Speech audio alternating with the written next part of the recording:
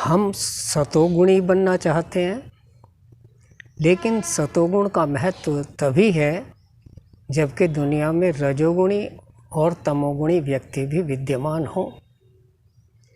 ठीक उसी प्रकार जैसे दिन के महत्व को तभी समझा जा सकता है जब अंधेरी रात का भी सामना करना पड़े, अर्थात हम अच्छे काम करें, सही काम करें, सीधे काम करें, लेकिन जिस प्रकार विष बुरा होता है लेकिन फिर भी उससे कई प्रकार की औषधियाँ तैयार करके हमारी जान बच जाती है, ठीक उसी प्रकार कई बार उल्टे काम भी करने आवश्यक हैं।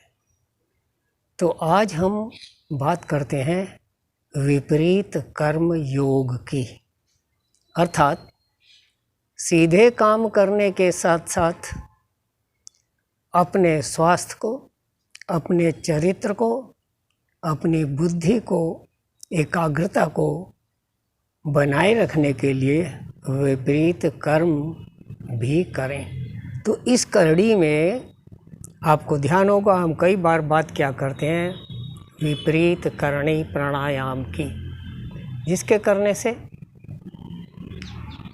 स्वास्थ्य अच्छा रहता है, पेट खराब नहीं होता, व्यक्तित्व निखरता है, पाचन शक्ति उत्तम रहती है, आयु बढ़ती है और फेफड़ों से संबंधित कोई भी रोग नहीं होता। आज उसी क्रम में बात करते हैं विपरीत कपालभाति की। हम कपालभाति प्राणायाम में सांस बाहर छोड़ते हैं, अंदर नहीं लेते, स्वतः अंदर आता है। लेकिन कभी कभी विपरीत कपालभाति प्राणायाम भी किया करें, इसके भी अनंत लाभ हैं। क्या लाभ है? जो लोग डिप्रेशन में रहते हैं, जिनका ब्लड प्रेशर लोअर साइड में रहता है, वो डिप्रेशन से उबरते हैं और उनका ब्लड प्रेशर धीरे धीरे ऊपर आने लगता है। तो हम 10-5 विपरीत कपालभाति प्राणायाम करके दिखाते हैं, आप ध्यान से देखिए और इसका लाभ उठाने का प्रयत्न कीजिए। कोई भी प्राणायाम करें वायु मुद्रा में करें। वायु मुद्रा अर्थात तर्जनी उंगली के नाखून को अंगूठे के टिप से दबाकर और बाकी 3 उंगलियां सीधी करके, कमर सीधी करके ऐसे बैठे और कपालभाति में जैसे सांस बाहर छोड़ते हैं, विपरीत कपालभाति में सांस अंदर लेंगे, बाहर नहीं छोड़ेंगे, बाहर अपने आप आएगा। इस प्रकार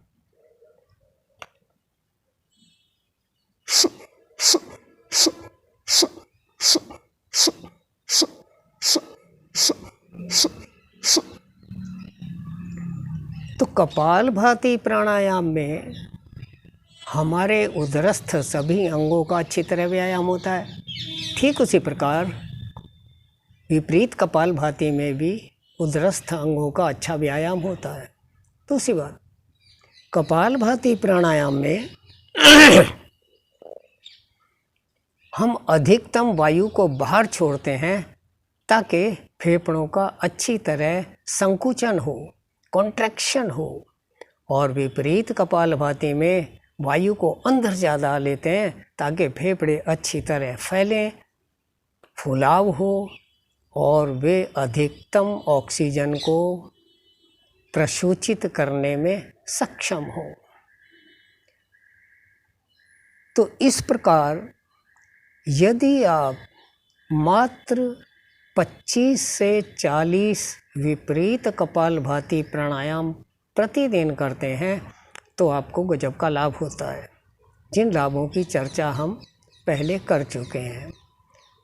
तो इसलिए जिन लोगों की पाचन शक्ति कमज़ोर है, जिन लोगों को जल्दी जल्दी जुकाम खांसी होता है, नज़ला होता है, एलर्जी की बीमारी है, डिप्रेशन में रहते हैं, ब्लड प्रेशर नीचे की तरफ रहता है, जिन लोगों को सर्दी ज़्यादा लगती है, जल्दी हानि पहुंचाती है, जो लोग एनर्जेटिक नहीं होते, दब जाते हैं, वहम करते हैं, डर जाते हैं, उन लोगों को विपरीत कपालभाति का उपयोग अवश्य करना चाहिए, तो उनको काफ़ी लाभ होगा।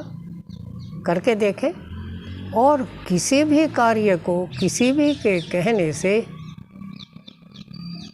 एकदम ना अपनाएं, उसको थोड़े दिन करें, 10 दिन, 15 दिन, 20 दिन, और फिर अपने स्वास्थ्य पर उसके प्रभाव को गहराई से देखें।